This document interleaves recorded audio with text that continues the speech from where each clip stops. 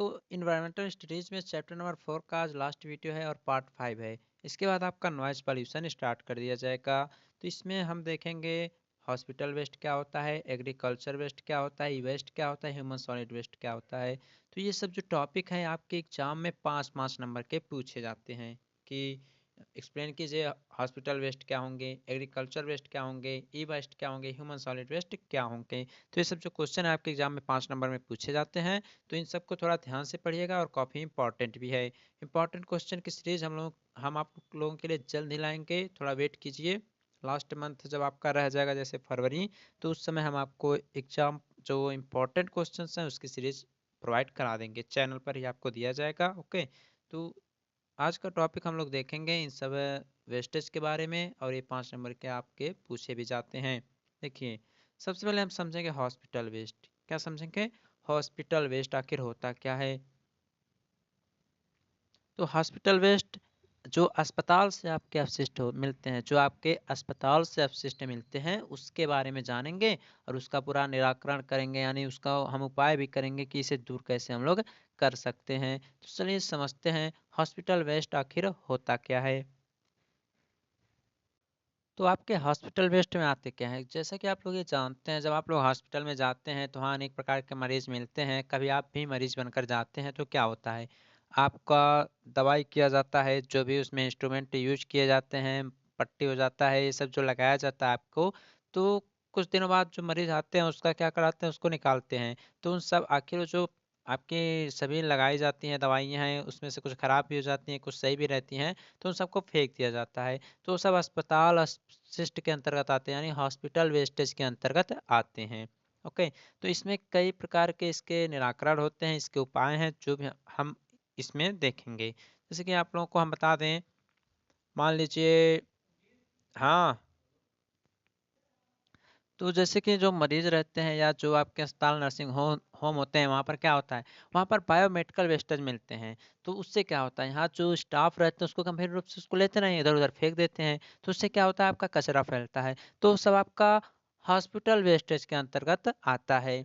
और हाँ, इससे और ये सब जो आजकल आप लोग देख रहे हैं, कोरोना का कहर तो आप लोग जान ही रहे हैं। जो पीपी किट आप लोग कहते हैं पहन लेना चाहिए, ये कर लेना चाहिए, वो कर लेना चाहिए, आखिर वो सब पहन तो रहे हैं लेकिन उसको कहीं फेंक दे रहे हैं।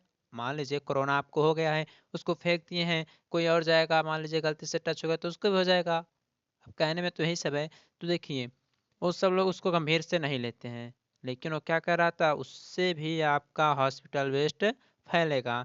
तो इसके लिए जो भारत सरकार है वह बायोमेडिकल वेस्ट रूल 1998 पारित किया गया था। इसके जो अगले चैप्टर आएंगे नॉइज पॉल्यूशन, उसके बाद एक अगला चैप्टर आएगा रूल्स, तो उसमें सब आपको पढ़ाया जाएगा किस रूल्स में 1981 क्या है, 86 क्या है, सब आपको उसमें पढ़ाया जाएगा, इसके अंतर्गत क्या क्या आते हैं। तो आपके सरकार ने यह रूल भी पारित किया था, और वह रूल उन सभी लोगों पर लागू होता है जो ऐसे बायोमेडिकल कचरे को इकट्ठा करते हैं, उत्पन्न करते हैं या इधर उधर उसको फैलाते रहते हैं। यह नियम जो है आपका अस्पताल पर भी, नर्सिंग होम पर भी, क्लिनिक या ब्लड बैंक सभी पर लागू किया गया है। जो भारत सरकार ने बायोमेडिकल वेस्ट यानी मैनेजमेंट एंड हैंडलिंग रूल जिसे आप लोग बोलते हैं, यह 1998 में पारित किया था। तो वेस्टेज तो हो गया, तो इसका आखिर उपाय भी तो होगा। तो इसके उपाय के लिए आप लोग हॉस्पिटल में जाते होंगे तो आपको मिलता होगा एक पीला थैला मिलता होगा, और वहाँ पर आपको लाल थैला भी देखने को मिलता होगा, और यहाँ नीला या सफ़ेद बैग भी आपको देखने को मिलता होगा, नीला या सफ़ेद बैग भी मिलता होगा। तो अभी बताएंगे इन सब का यूज क्या होता है। तो अगर आप लोग हॉस्पिटल में जाते हैं तो अगर वहाँ पर अगर कोई पीला थैला मिले, अगर आपको हॉस्पिटल में कोई पीला थैला मिले, तो उसका मतलब ये होता है कि इस थैले में जो सर्जरी किया जाता है आपका, तो उसमें जो शरीर के कटे हुए भाग होते हैं या लैब के जो सैंपल लिए जाते हैं, या जो खून से युक्त आपके मेडिकल की सभी सामग्रियाँ होती है, जैसे रुई हो गई, पट्टी हो गई, तो इन सब का जो है एक्सपेरिमेंट में उपयोग किया गया जानवरों के अंग डाले जाते हैं, ठीक ना, जिनको अंत में दिया जाता है, या इसे बहुत ही अधिक गड्ढा खोलकर उसमें दबा दिया जाता है। तो पीले रंग के थैले का मतलब क्या हुआ, समझे आपने। इसमें क्या होता है, जो सर्जरी किया जाता है उसमें जो कटे हुए शरीर के भाग होते हैं, या लैब के जो सैंपल लिए गए होते हैं, या रुई पट्टी जो होती है, उन सब का जो जानवर पर उपयोग किया जाता है उसको रखा जाता है, और इसको उसी पूरा जो बैग है, पीला थैला है, उसके साथ ही जला दिया जाता है, या उसको किसी डिब्बे में पैक करके गहराई तक दबा दिया जाता है। तो ये हो गया पीला थैला। लाल थैला क्या होता है? लाल थैला क्या होता है? इसमें ये होता है जैसे कि आप लोग मान लीजिए सर्जरी कर रहे हैं, हॉस्पिटल में जाएंगे तो डॉक्टर सर्जरी करेंगे, तो उसमें क्या होता है, उसमें जैसे कि डॉक्टर कोई दस्ताना पहनेगा पहनेगा ना, तो जो दस्ताने होते हैं या जो भी इंस्ट्रूमेंट वह यूज करते हैं, जो भी इंस्ट्रूमेंट वह यूज करते हैं, मतलब जो हाथ में पहनने के लिए, मतलब अपनी सेफ्टी के लिए जो यूज करते हैं, वो सब इंस्ट्रूमेंट आपके लाल रंग के थैले में रखा जाता है। जो आगे आता है आपका नीला या सफ़ेद बैग, जो नीला या सफ़ेद बैग आता है, इसमें क्या होता है, इस थैले में क्या होता है, गत्ते के जो डिब्बे होते हैं, प्लास्टिक के बैग होते हैं जिसमें आपकी सुई भरी रहती है, कांच भरी रहती है, चाकू रखा गया, मतलब इंस्ट्रूमेंट जिससे आप लोग ट्रीटमेंट करते हैं, किसी भी बॉडी का आप लोग ट्रीटमेंट करते हैं, तो उसको इसमें रखा जाता है और इसको भी गड्ढे खोदकर उसमें दबा दिया जाता है। तो सबका मतलब समझ में आया? पीला हो गया, लाल हो गया, नीला या सफ़ेद बैग जिसे बोल सकते हैं। आगे आपका एक काला बैग भी मिलता है हॉस्पिटल में ही। तो काला बैग क्या होता है? इसमें जो बेकार दवाइयाँ होती हैं या कीटनाशक जो पदार्थ होते हैं, ये सब इसमें डाल दिया जाता है और इसको लास्ट में गड्ढा खोदकर उसके अंदर दबा दिया जाता है। ओके, तो ये सब हो गया। और जैसे कि आप लोग जानते हैं जो आपका हॉस्पिटल होता है, वहाँ पर अनेक प्रकार के द्रव भी यूज किए जाते हैं। देखिए जो हम बोल रहे हैं ना, अभी आगे आपकी स्क्रीन पर सब कुछ आ जाएगा, आप लोग नोट डाउन कर लीजिएगा, स्क्रीनशॉट भी उसका रख सकते हैं आप लोग। ओके, तो देखिए अस्पताल में कुछ द्रव भी प्रयोग किए जाते हैं, जैसे केमिकल अनेक प्रकार के होते हैं, फार्मेल्डिहाइड होते हैं, ब्लीचिंग पाउडर होते हैं, रेडिएशन भी उसमें होता है, जिससे रेडिएशन मतलब जो अल्ट्रावायलेट किरणें होती है कीटाणुओं का जो नाश करती हैं। तो यही सब आपका आता है हॉस्पिटल वेस्टेज के अंतर्गत। तो आप लोग क्या लिखेंगे, लिख देंगे कि हम लोग जब हॉस्पिटल में जाते हैं, मतलब ये कोई ज़रूरी नहीं है कि जो बुक में लिखा है वही लिखें, आप लोग अपने तरीके से भी बनाकर लिख सकते हैं और एग्जामिनर बहुत ही अच्छा नंबर आपको देगा। इन सब सब्जेक्ट में सभी के बहुत ही अच्छे मार्क्स आते हैं। आप लोग जाइएगा बिना हिचकिचाए हुए, पूरा अच्छे प्रकार से लिखिएगा, अपने मन से लिखिएगा, जैसा मन में आएगा वैसा लिखिएगा, बस एक बार हेडिंग सही से पढ़ लीजिएगा। कि हम लोग हॉस्पिटल में मान लीजिए गए, वहाँ पर देखते हैं अनेक प्रकार के मरीज हैं, किसी का पैर टूटा है, किसी का सर फूटा है, किसी को ये बीमारी है, किसी को वो बीमारी है, तो सब इलाज के लिए जाते हैं। अनेक प्रकार के इंस्ट्रूमेंट यूज किए जाते हैं, वो कुछ उसमें बेकार होते हैं, कुछ उसमें सही होते हैं, तो उसको हम वो डॉक्टर्स लोग जो होते हैं, नर्स जो होते हैं, वो सब फेंक देते हैं, तो वो सब एक जगह इकट्ठा होता है, तो उससे हमारा हॉस्पिटल वेस्ट क्या होता है, बढ़ता है। तो यही सब है। और उपाय के लिए हमने बताया पीला थैला, लाल, नीला, सफ़ेद, काला, इन सब का यूज करके उनको जला देते हैं या गड्ढा खोद कर उसमें डाल देते हैं। तो ये हो गया आपका हॉस्पिटल वेस्ट। तो आपकी स्क्रीन पर सब कुछ आ गया है, लिख लीजिए। चलिए अब इसमें हम आगे देखते हैं। अगला आपका एग्रीकल्चर वेस्ट। देखिए हम ये नहीं कह रहे हैं कि आप लोग एक एक पॉइंट हमारी बातों को सुने, आप लोग अर्थ से भी यानी हेडिंग से भी अपना अर्थ निकाल सकते हैं। हॉस्पिटल वेस्ट यानी जो हॉस्पिटल से वेस्टेज निकल रहे हैं, तो उसके बारे में तो जानना पड़ेगा हॉस्पिटल से वेस्टेज क्या है, जैसे खराब दवाइयाँ हैं, सुई रुई पट्टी जो भी हैं। अब एग्रीकल्चर वेस्ट यानी जो आपके कृषि अपशिष्ट हैं, आखिर खेती की जाती है तो वहाँ से भी कुछ ना कुछ अपशिष्ट जरूर मिलता होगा। तो क्या अपशिष्ट मिलता है उसको बताते हैं। जैसे कि जो खेत खलिहान और जो आपके घर जो खेत खलिहान से आपका कचरा निकलता है ना, वो किसानों के लिए बहुत ही फायदेमंद हो सकता है, ये जान लीजिए।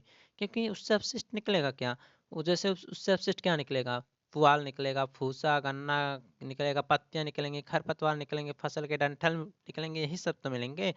तो इससे क्या होगा, इससे किसान को फायदा हो सकता है, तो उसके उसे आप लोग अपशिष्ट नहीं बोल सकते।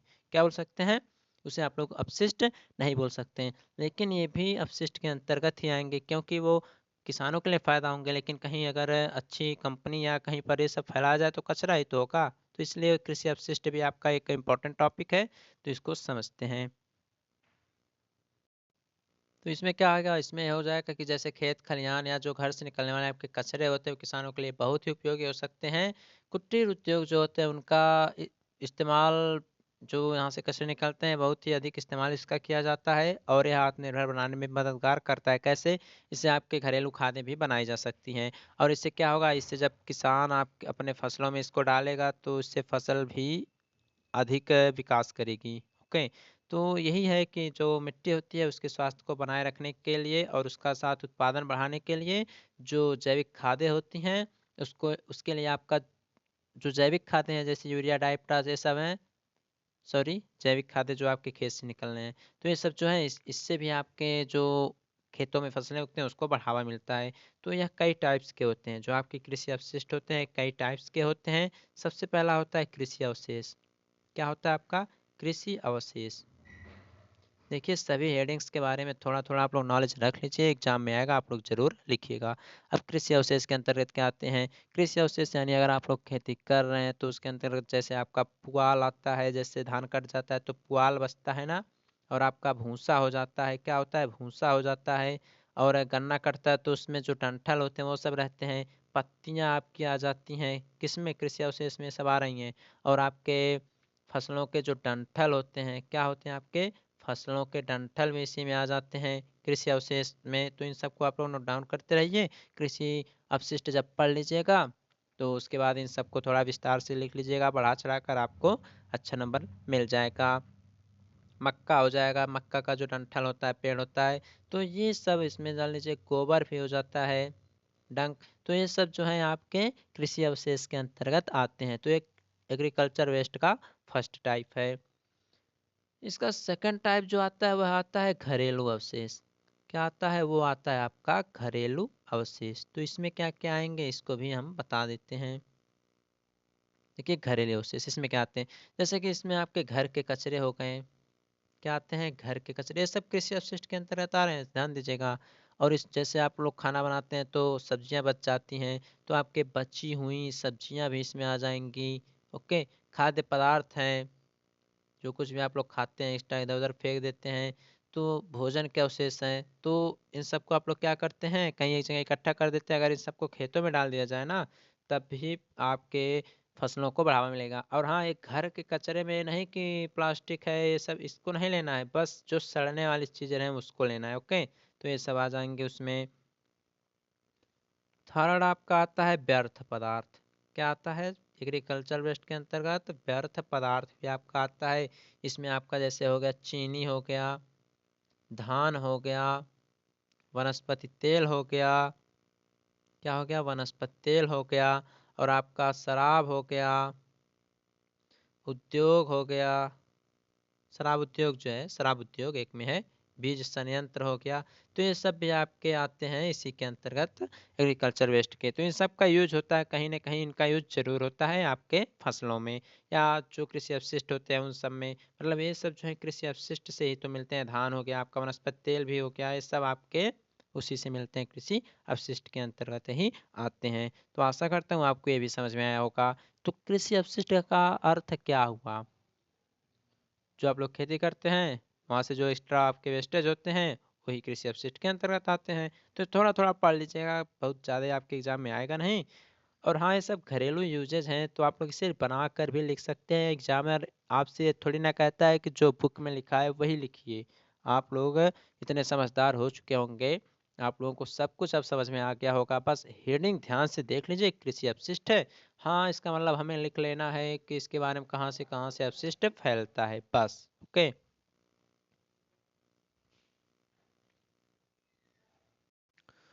अगला आता है आपका ई वेस्ट। ई वेस्ट का मतलब होता है इलेक्ट्रॉनिक वेस्ट, यानी आपके घर में जो अनेक प्रकार के इलेक्ट्रॉनिक सामान यूज किए जाते हैं। लाइट है, रेफ्रिजरेटर है, कूलर है, वॉशिंग मशीन है, हेयर ड्रायर है, जो भी आप लोग यूज करते हैं इलेक्ट्रॉनिक वेस्ट हैं। तो ये सब आपके जो इलेक्ट्रॉनिक अपशिष्ट होते हैं वो सब इसके अंतर्गत आते हैं। जैसे कि आप लोग मान लीजिए आपके घर में जो इलेक्ट्रिकल या इलेक्ट्रॉनिक उपकरण होते हैं वह जो पुराने हो चुके होते हैं, खराब हो जाते हैं, तो आप लोग उसको घर में रखे रहते हैं, तो वो सब आपके इलेक्ट्रॉनिक वेस्टेज के अंतर्गत आते हैं। तो इसमें अनेक प्रकार के उपकरण आ जाएंगे, जैसे कि आप लोगों का कंप्यूटर हो जाएगा, फ्रिज हो जाएगा, कूलर हो जाएगा, या वॉशिंग मशीन ही है आपका। जो भी एलईडी बल्ब, मतलब जो भी आपके इलेक्ट्रॉनिक हैं, अगर वो समाप्त हो चुके हैं, खराब हो गए हैं, तो आप वो सब आपके इलेक्ट्रॉनिक वेस्टेज के अंतर्गत आएंगे। इसमें कुछ जो कचरे करते हैं उसकी कुछ वस्तुएं हैं जो आपको हम यहाँ लिख कर बता रहे हैं, आप लोग उसको नोट डाउन कर लीजिए। जैसे कि बड़े घरेलू उपकरण क्या क्या आ सकते हैं? जो आपके बड़े घरेलू उपकरण होते हैं इलेक्ट्रिकल में, वो सब क्या होते हैं? जैसे कि आपका हो गया, सुन लीजिए, हम इसको लिखेंगे नहीं, आप लोग सुन लीजिए, नोट डाउन कर लीजिएगा। जैसे आप लोग रेफ्रिजरेटर बोल सकते हैं, वॉशिंग मशीन बोल सकते हैं, डिश वॉशर बोल सकते हैं। और जो सेकंड आता है आपका लघु उपकरण, इसमें क्या आएंगे, इसमें आपका जो कॉफ़ी मेकर हो जाता है, प्रेस हो जाता है, आपका हेयर ड्रायर हो जाता है, ये सब आपके लघु उपकरण के अंतर्गत आते हैं। इसके अलावा जो आप लोग संचार करते हैं जिसके माध्यम से, जैसे कि आपका मोबाइल फ़ोन हो गया, कंप्यूटर, लैपटॉप, ये सब जो हो गए, वो सब आपके आते हैं सूचना प्रौद्योगिकी या संचार के एक रूप हैं वो सब। जैसे कि आपका प्रिंटर हो जाएगा, स्कैनर हो जाएगा, लैपटॉप हो जाएगा, मोबाइल फ़ोन हो जाएगा, आपके कोई कंप्यूटर है, वो सब आपका इसमें आ जाएगा। और कोई आपका प्रकाशिक यंत्र भी होगा, तो जो आपका प्रकाश उपकरण हो गया, एलईडी बल्ब हो जाएगा आपका, और कोई लैंप हो जाएगा, तो ये सब आपके ई वेस्ट के अंतर्गत ही आते हैं। और जैसे कि मेडिकल उपकरणों की जो इलेक्ट्रिकल प्रणाली होती है, वो सब भी आपके जो इलेक्ट्रिकल यूज होते हैं, वो सब आपकी ई वेस्टेज के अंतर्गत आते हैं। आगे आपका आता है ह्यूमन सॉलिड वेस्ट। क्या आता है? Human solid waste. तो उसको भी देखते हैं आखिर ह्यूमन सॉलिड वेस्ट होता क्या है। तो ह्यूमन सॉलिड वेस्ट क्या होता है, यानी मानव ठोस अपशिष्ट। तो हमने आपको ठोस अपशिष्ट के बारे में पढ़ाया था इसी चैप्टर में, तो उसको जरा एक बार आप लोग रिवाइज कर लीजिएगा, तो आपको मानव ठोस अपशिष्ट समझ में आ जाएगा। तो इसमें वे सभी अपशिष्ट पदार्थ आते हैं जो आपके कूड़े कचरे में फेंक दिए जाते हैं। जो कूड़े कचरे में फेंके जाते हैं उन्हें ठोस अपशिष्ट या मानव ठोस अपशिष्ट हम लोग बोलते हैं। एग्जाम्पल के लिए, जैसे कि अगर मान लीजिए आपके कॉलेज में, आपके घर में जो कचरे के रूप में अगर कोई भी सामान फेंका जाता है, तो क्या होता है, एक जगह वह इकट्ठा होने लगता है। एक जगह इकट्ठा होने लगता है तो उसे नगर पालिका की गाड़ी आती है, तो वहाँ के जो कर्मचारी हैं उसको उठाकर ले जाकर कहीं फेंक देते हैं, कहीं उठाकर ले जाकर उसको फेंक देते हैं। तो वो सब आपका नगर पालिका अपशिष्ट के अंतर्गत आ जाता है। इसमें आपका कांच होगा और कपड़े रहेंगे, चमड़ा होगा, धातु, प्लास्टिक, ये सब आपके रहेंगे। तो इसका हम कुछ कंट्रोल करने का इसका उपाय भी जानेंगे, उसको भी देखेंगे। जैसे कि एक बहुत पहले का तरीका आप लोगों का ये समझ में आया होगा, आपको हमने बताया भी है, ठोस अपशिष्ट में बहुत विस्तार से बताया है। एक होता है आपका, एक तरीका होता है परंपरागत तरीका। तो उसमें क्या होता है, इसका मतलब ये होता है कि आप लोग इकट्ठा करते हैं, उसको जला देते हैं। तो प्लास्टिक जलाएंगे या अन्य कोई ऐसा पदार्थ जलाएंगे जिससे आपका एयर को, मतलब एयर पॉल्यूशन उससे बढ़ेगा, तो एक प्रकार से आप लोग पॉल्यूशन को बढ़ावा देने लगेंगे। तो ये जो तरीका है वह बहुत पुराना तरीका हो गया है। ठीक, जला देंगे, आयतन में कमी हो जाएगी। तो अगर नहीं जलाएंगे तो उस पर अनेक प्रकार के मक्खी, मच्छर, चूहे जो हैं बैठेंगे और अनेक प्रकार की बीमारियां उत्पन्न करेंगे। तो एक तरीका आप उसको जला देंगे। दूसरा तरीका है कि गड्ढा खोदकर उसमें हम उसको क्या कर देंगे, जो कचरा आप लोग इकट्ठा किए उसको उसमें डाल देंगे। तो इससे भी क्या होगा, इससे भी आपका मृदा प्रदूषण होगा। लेकिन ये सब तरीके जो हैं अपनाए जाते हैं, और आप लोग भी यही तरीका अपनाते हैं। तो उसको आप लोग अगर गड्ढे में डालना ही है तो उसको एक प्रकार का सैनिटरी गड्ढा यानी सकरा गड्ढा होता है उसमें डाल दीजिए, ताकि वह बहुत अंदर तक जाए और बहुत कम मात्रा में मृदा प्रदूषण फैले। तो इसकी कुछ समस्याएं भी होती हैं। अगर आप लोग इसको मान लीजिए कर दे रहे हैं, तो इससे होता है कि जो हानिकारक रसायन होते हैं उसमें उसका रिसाव होने लगता है, और वो क्या करते हैं कि अंदर जाएंगे तो आपके वाटर रहेंगे उसमें मिक्स होंगे, तो आपका वाटर पॉल्यूशन को भी वहाँ से बढ़ावा मिलने लगेगा। तो देखिए, जब वेस्टेज आप लोग कर रहे हैं तो अगर नुकसान है कहीं पर, अगर सही है तो कहीं पर बुरा भी वह आपके लिए साबित हो सकता है। तो इन सब को भी आप लोग नोट डाउन कर लीजिएगा, और इन सब समस्याओं को हल करने के लिए कुछ रूल्स भी हैं, उसको भी समझा देंगे आपको। और हमने आपको सब समझा दिया है, आप लोग उसको देख लीजिएगा वीडियोज में। रिसाइकिल होता है और रिसाइकलिंग प्रोसेस हो जाएगा, सब आपको हमने पढ़ाया है। ओके,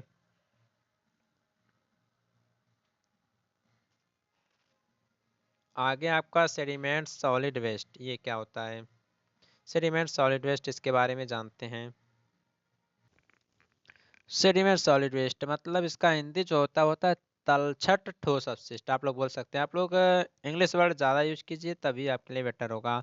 तो इसमें क्या आता है, इसे आप लोग खास तौर पर बोल सकते हैं ग्रे पानी। क्या बोल सकते हैं? ग्रे पानी आप लोग बोल सकते हैं, या इसको आप लोग बोल सकते हैं काला पानी। क्या बोल सकते हैं? काला पानी। अब ग्रे पानी क्या होता है?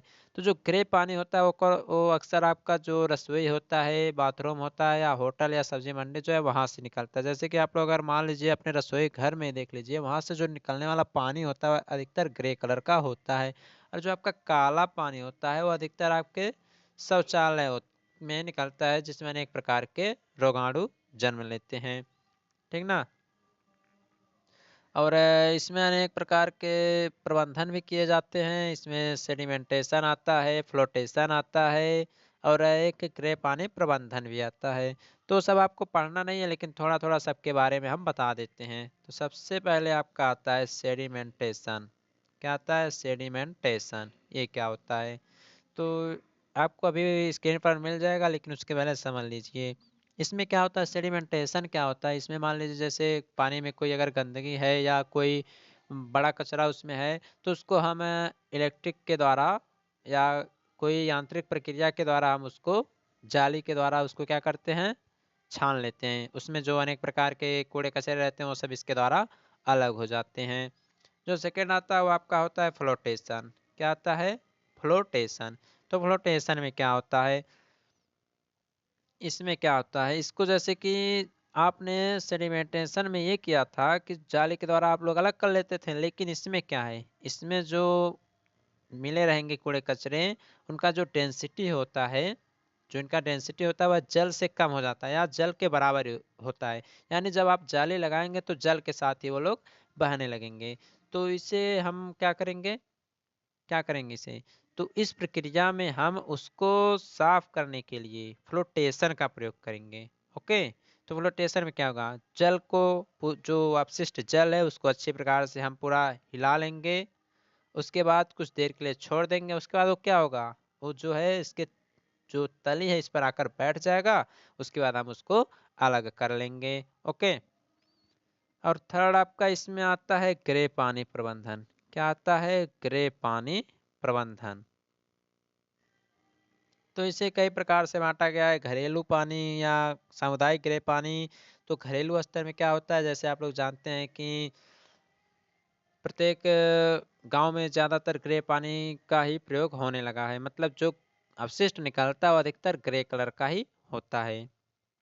और जब धीरे धीरे एक घर से निकलेगा, दो घर से निकलेगा, तो एक समुदाय के रूप में वह हो जाएगा। मतलब आप लोग इसे सामुदायिक ग्रे पानी भी बोलने लगेंगे। तो यही सब था सेडिमेंट सॉलिड वेस्ट में। आप लोगों के स्क्रीन पर आ गया है, आप लोग उसको नोट डाउन कर लीजिए। ओके। तो यहीं पर आपका चैप्टर जो है समाप्त भी हो जाता है। अब अगला चैप्टर आपका जल्द ही स्टार्ट हो जाएगा, और आपका यह जो बुक है यानी इन्वायरमेंटल स्टडीज, यह समाप्त भी हो जाएगा जल्दी ही। अगला चैप्टर आपका ध्वनि प्रदूषण स्टार्ट किया जाएगा अगली जो आने वाली वीडियो है उसमें।